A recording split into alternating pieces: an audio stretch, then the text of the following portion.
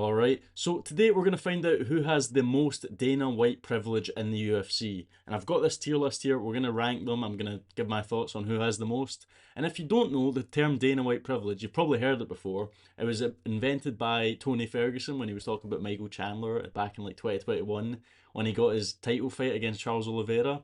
So just a bit of history there for you. But anyway, and it basically means like, who does Dana White favor the most? Who does Dana White put on a pedestal when it comes to giving them fights, giving them certain treatment? Maybe other fighters will have the least amount of treatment. Maybe some fighters Dana White just despises, who give them bad matchups every time. And then obviously the opposite is like they'll get good matchups. So yeah, this is the tier list. I'm gonna rank them. I'm gonna give my thoughts.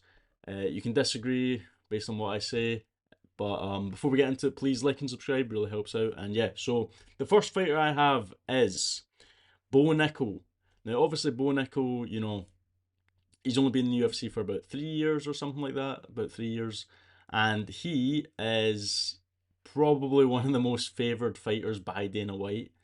I'm not gonna put him in S tier. I'm gonna put him in A tier just now because maybe I'll change my mind at the end of the video because Bo Nickel, as we all know, Bo Nickel has been given some of the best treatment by Dana White. He's been put on UFC 300. He's like always on a main card. I think he's only ever been on a prelim once. I want to say I think he was only ever put on prelims once, and every other time it's like a main card. Obviously, he fought Reinier de Ridder on a fight night card. I think that was in, oh, I can't even remember. That was like what was that, last August or something like that? And he lost. I think it was last August. But yeah, so, and he's getting put on the White House card, the upcoming White House card. Bo Nickel's getting put on that. And the reason why Dana White favours him so much is not really because like, don't get me wrong, Bo Nickel has an interesting fight style, but the reason why Dana White favours him so much is because he comes from that wrestling background. He's like a draw for these wrestling dads that maybe don't know too much about the UFC, but maybe they could be potentially tapped into as a market, because Bo Nickel is like a collegiate wrestler. He's a decorated collegiate wrestler, and I'm pretty sure that's why Dana White gives him so much favoritism. So yeah, I'm putting Bo Nickel in A tier. I might change it at the end, but who knows. Next up, Sean O'Malley.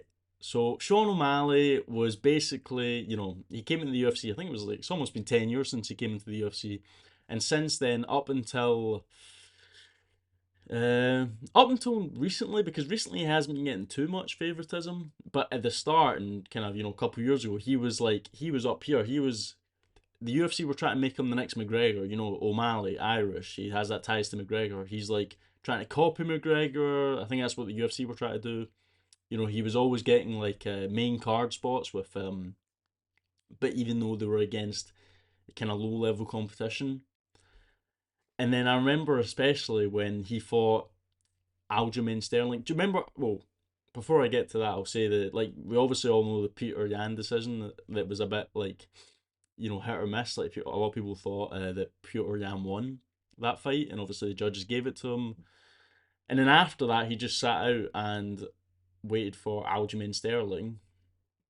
But the UFC basically favored Sean O'Malley in that fight because Aljamain Sterling had just beat Henry Cejudo and then had a quick turnaround to fight Sean O'Malley. Sean O'Malley's like no injuries, nothing. I'm pretty sure Aljamain Sterling had some injuries going into that one.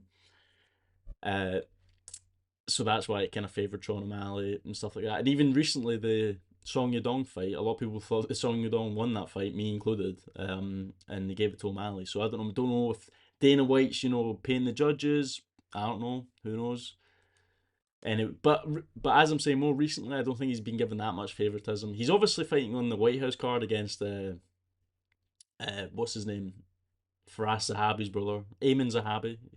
So I don't know if like he's obviously going to be in the main card. He's a big star, but yeah, I'm gonna put him in B because I don't think if this was a couple years ago, he'd be like A, maybe even S, but not right now.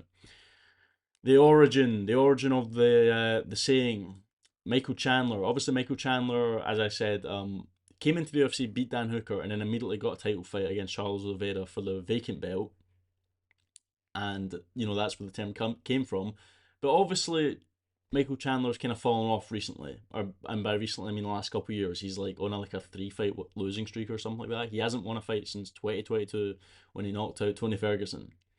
However, he is still getting big fights up until his most recent one because obviously he's fighting Rufi at the White House card.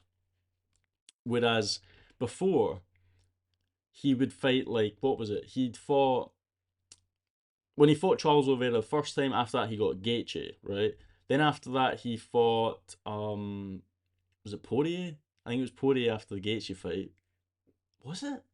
No, it was the sorry, it was the Tony Ferguson. So he got Tony Ferguson. Then he got Poirier. Then after he lost to Poirier, he got was it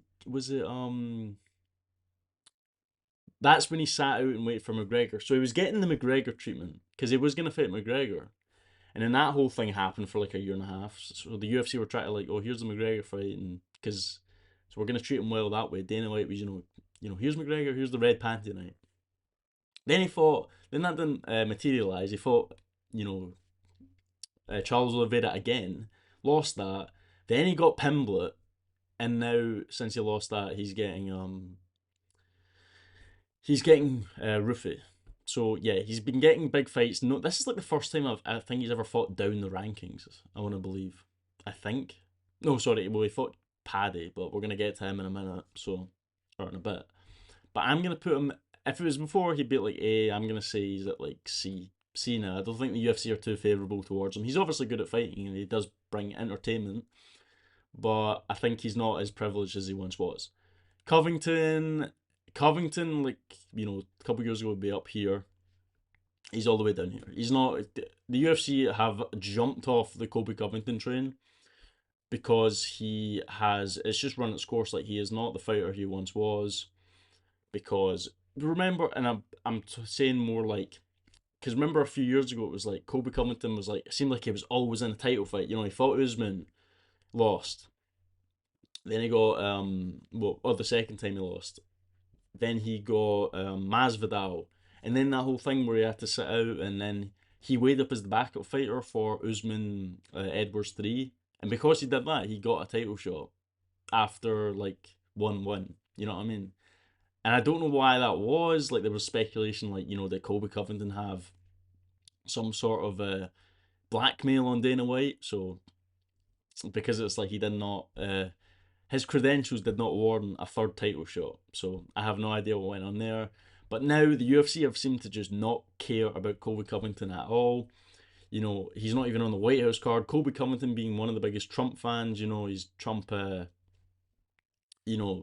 supporters, and he's not even on the White House card. But I don't know. Colby Covington is just kind of falling off. I made a video the other day about it. He's just he's not the guy he once was, and I don't think Dana White is really gonna need him much longer. So yeah, Topuria is A tier.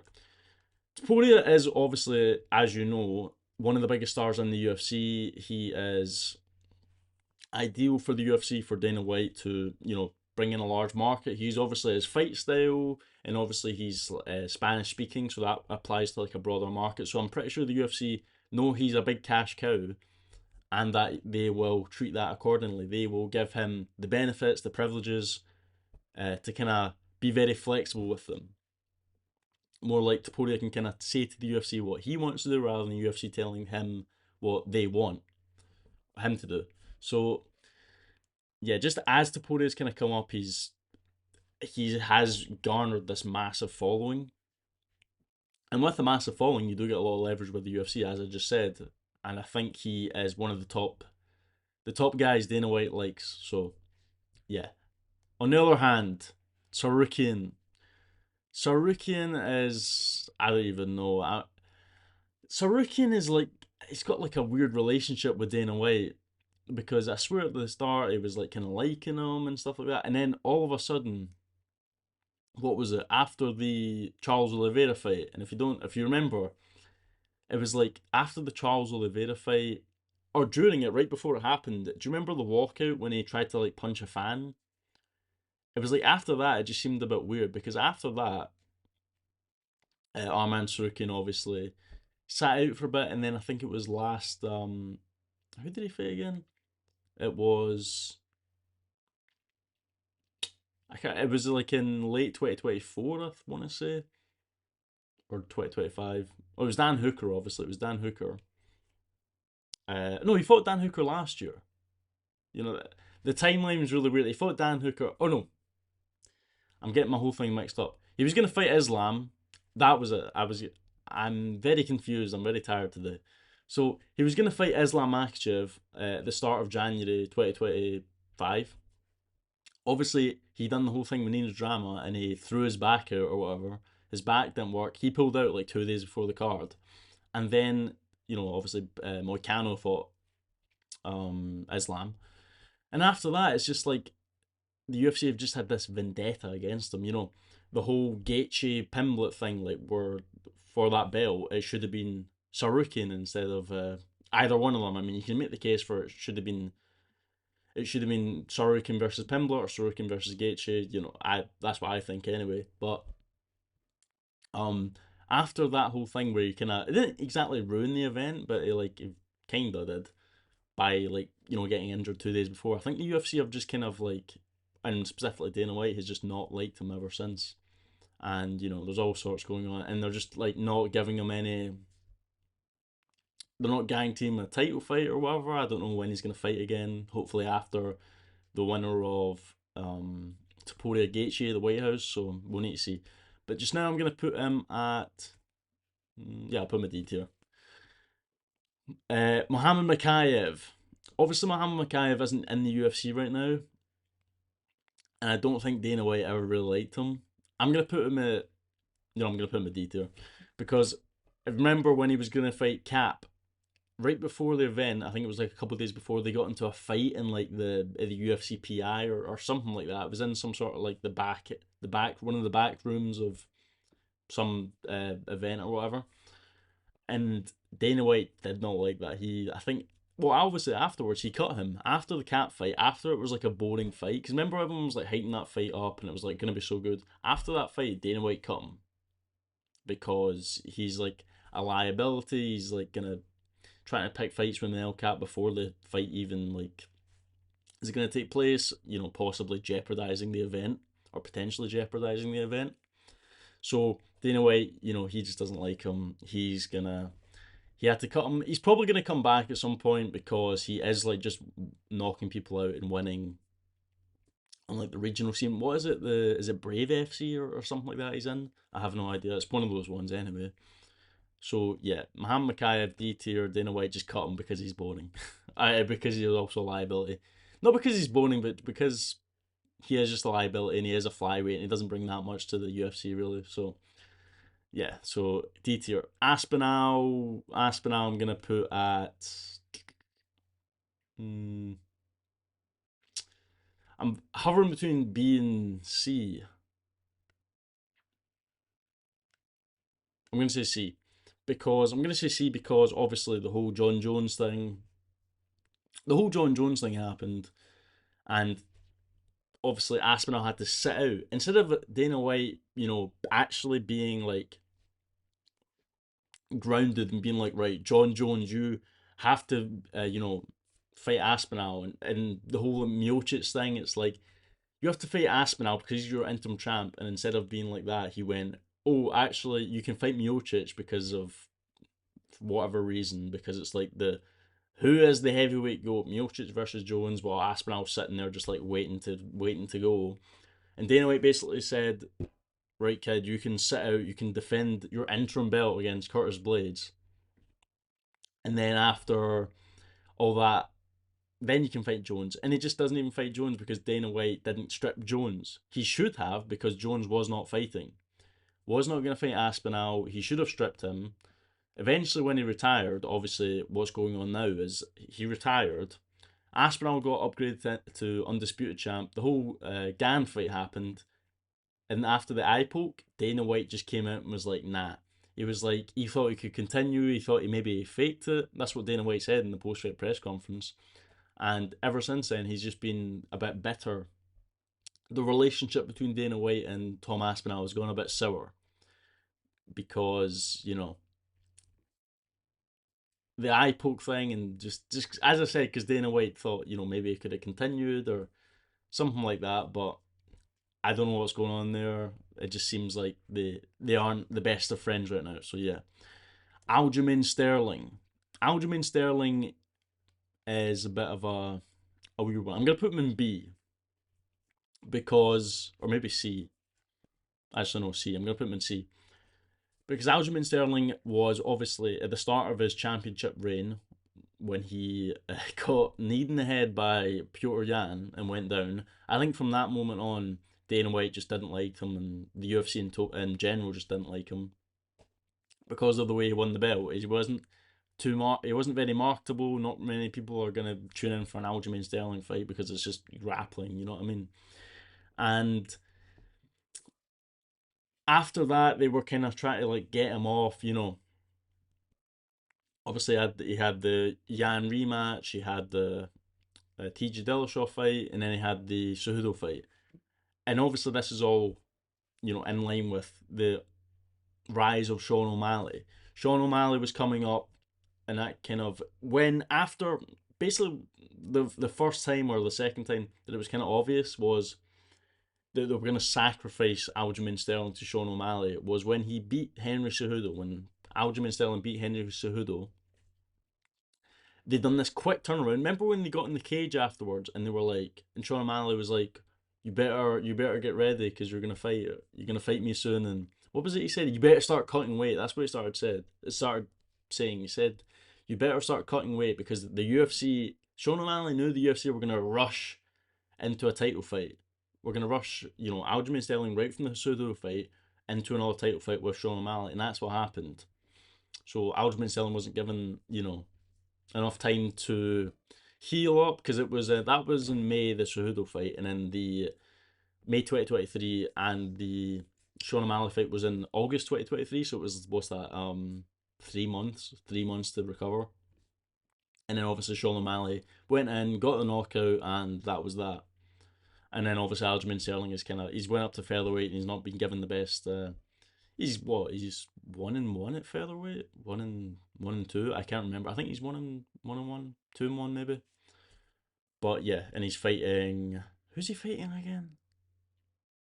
I can't remember. Anyway, he's fighting someone soon. I can't remember who it was exactly. But Aljamain Sterling's not been given the best treatment. So yeah, Diego Lopez, he's going in B because Diego Lopez is he lived in Mexico, so he's been given great privileges by Dana White, and also, you know, the Volk rematch. He lost the first Volk fight, then beat Gene Silva at that UFC Noche, and then he was just given the rematch against Volkanovski for some reason. I don't know why. Plus he's marketable. Plus he's like he has good highlights. He They use him for the Mexico thing because he lived in Mexico and his training partner is what's her name? The woman the what's her I've just forgotten her name. The one who fought Valentina Shevchenko 3 times. Starts with a G. I've just forgotten it. That's how much I care about women's MMA. But Diego Lopez, you know, he's a bit more favourable because they will milk him out for that. They'll ring out his Mexican past where he lived in Mexico or something like that. So yeah, and they'll just stick him on a Mexico card or something like that. Anyway, McGregor, obviously McGregor. I just put McGregor in here because it's McGregor. McGregor is obviously old McGregor would be up here. McGregor now, I don't even know what's going on because everyone's all the time asking, you know, when's McGregor gonna fight, and they say to Dana White, when's McGregor gonna fight, and it's like Dana White's like, we're speaking to him, but we have nothing planned. It's like, it's McGregor. He's like almost 40. You're not gonna try and milk one more fight out of him. So I don't know if the UFC or Dana White can be even bothered with it. So, but he is McGregor. Just now, I'm gonna put him at B because obviously they'll make a whole event around it. You know, if when McGregor does, I feel like it's a when rather than an if. I think he will come back. That's what it seems like. It seems like now more than ever he will come back in the next. I want to say within the next year. Who knows? But Dana White is obviously wanting that the big cash cow, the biggest ever cash cow of the UFC. The UFC will want him, but I don't know. I don't think they're too fond of it just because of what happened last time a couple years ago when he was going to fight Michael Chandler. He pulled out what was it, like 2 weeks before the event because his toe broke or something like that. It was like his pinky toe. So McGregor, obviously, before he was like S tier, obviously, but now he's B tier because he's old and he hasn't fought in 5 years, so the UFC really don't care that much anymore. So yeah, he's going to B tier. Raul Rosas Jr. B tier as well because before he was up.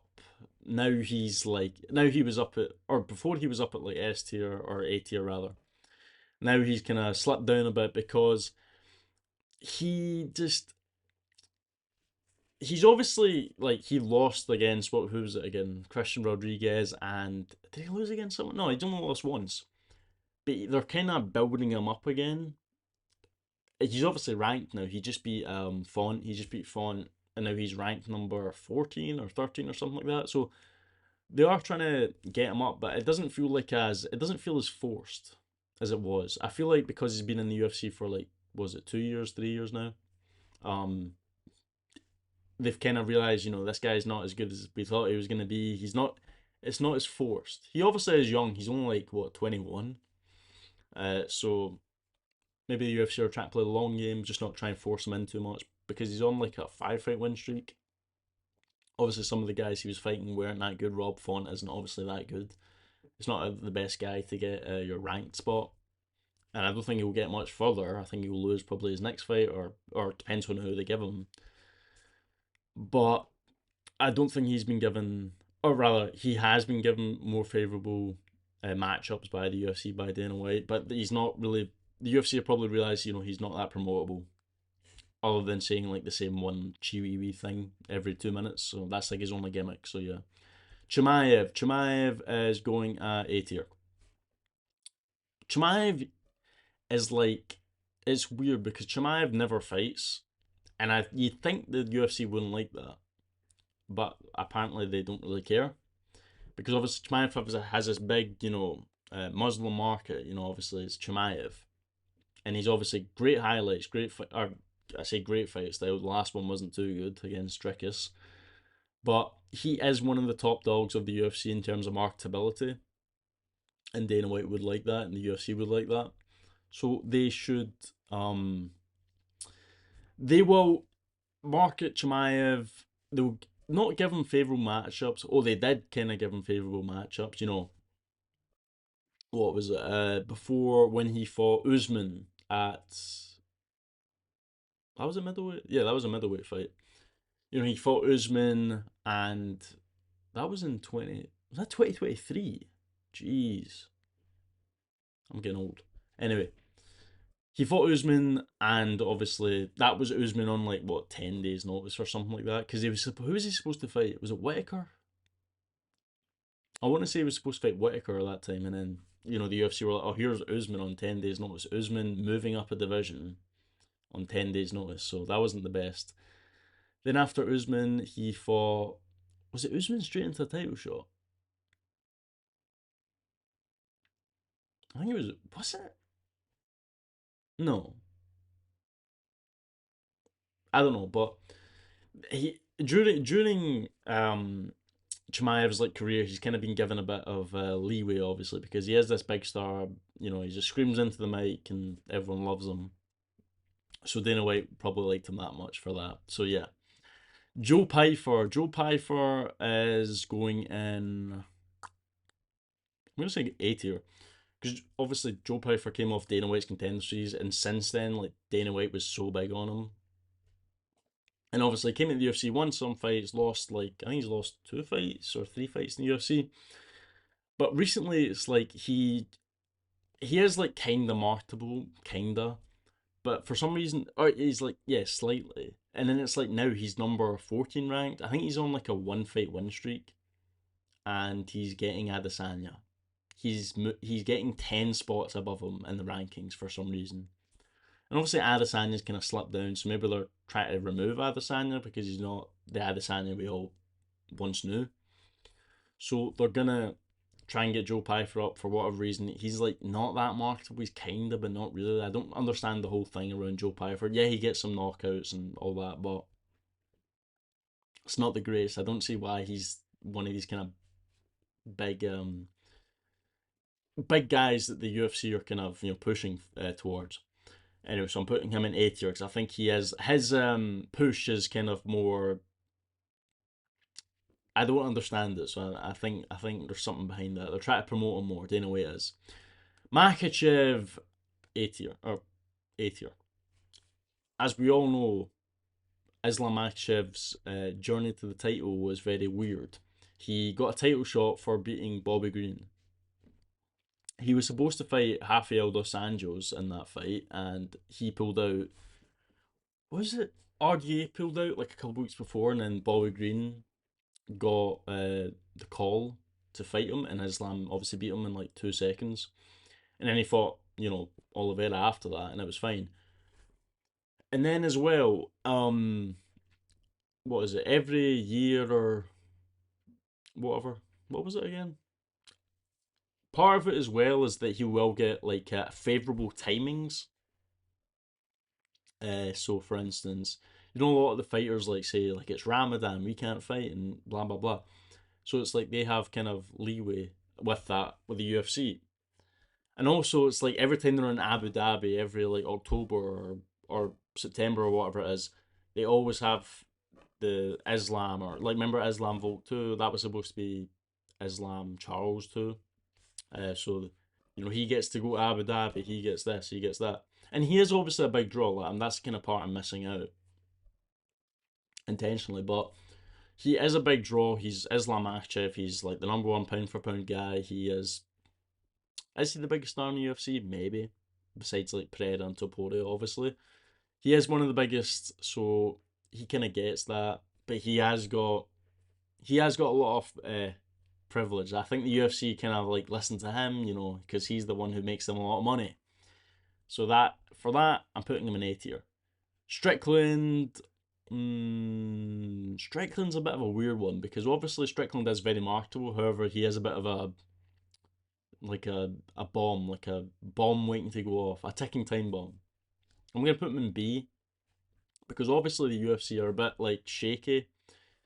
Like like the other week when they cut his mic, they cut Sean Strickland's mic after he beat Hernandez because in case he said something, and obviously the pre-fight press conference or the media day or whatever, he was kind of going off, and I don't think the UFC or even Paramount would even like that. So Dana White's probably on the phone like, we got to get this guy off. However, he does get title shots very often.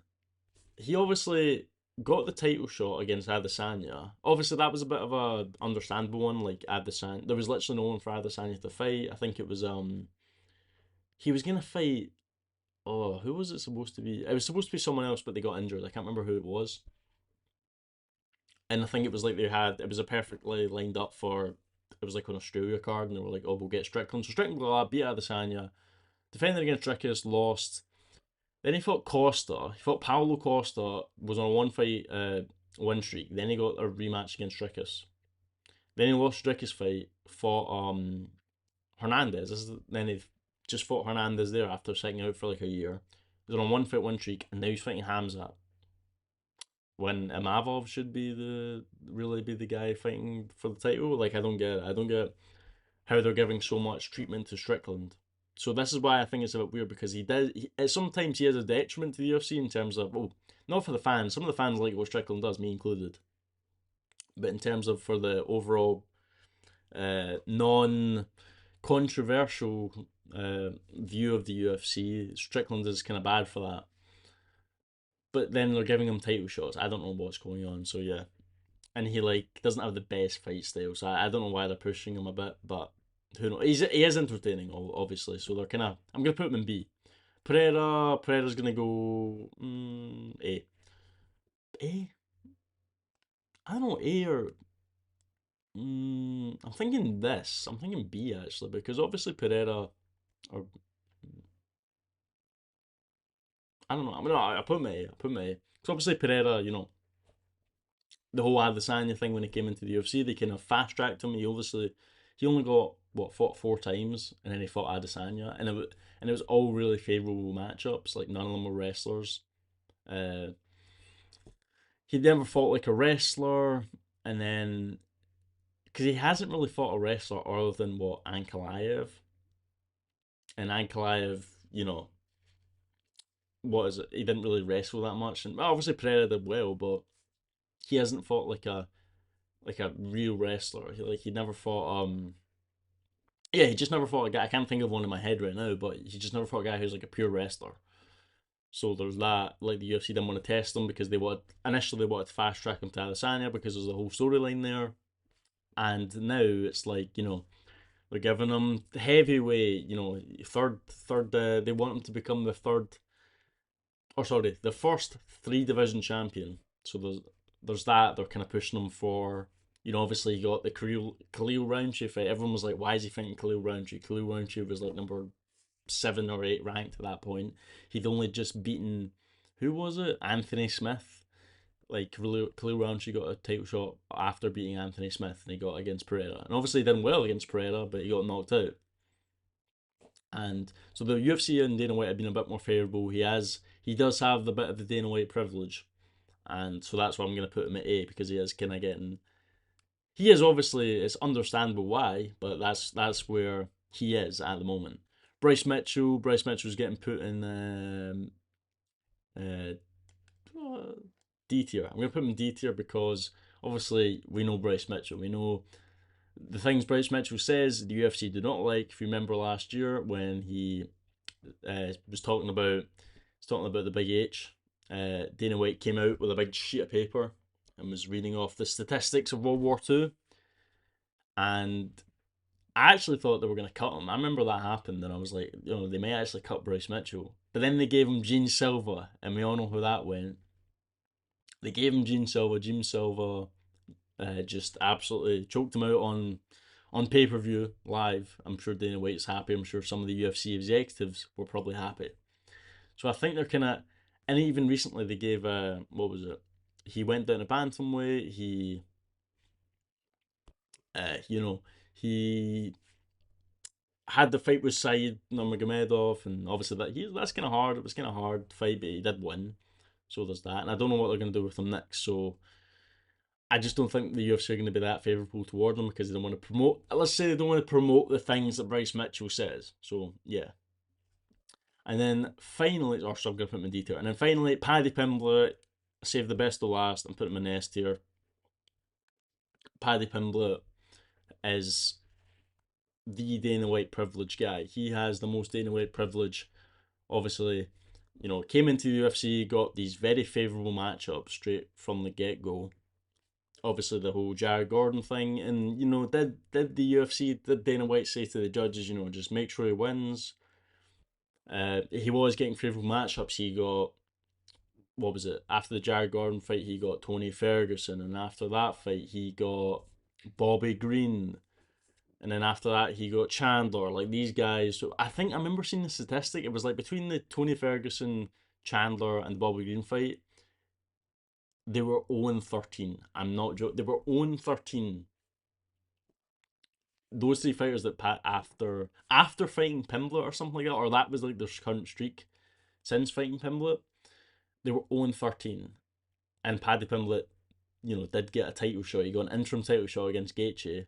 Obviously, he did well in the Gaethje fight. I'm not saying that Paddy Pimblett is bad at fighting, but that was crazy, like, matchmaking. Like, he didn't have to get, like, a single, he didn't get, like, a, a Rufi or even a Gamrot, even someone like Gamrot, you could give to Pimblett, but they didn't. But he is, he's that marketable guy with a weird accent, with a funny looking hair. He looks like a medieval peasant. Like he is one of the most marketable guys, and accordingly, Dana White is gonna give him a bit of privilege. They're gonna kind of be very flexible with Paddy Pimblett. So yeah, that is who I'm picking for having the most Dana White privilege. If you enjoyed the video, please like and subscribe. If you disagreed, please comment below, let me know what you think, and I will see you later. Bye.